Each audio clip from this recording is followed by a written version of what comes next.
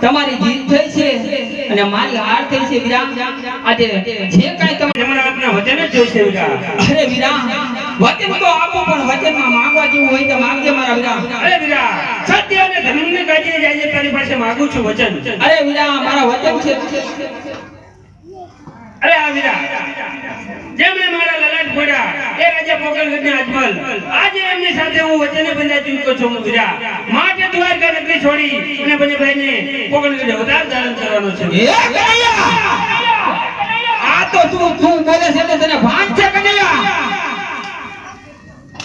આજ ભોળાવી ને વીરા લાય વજાન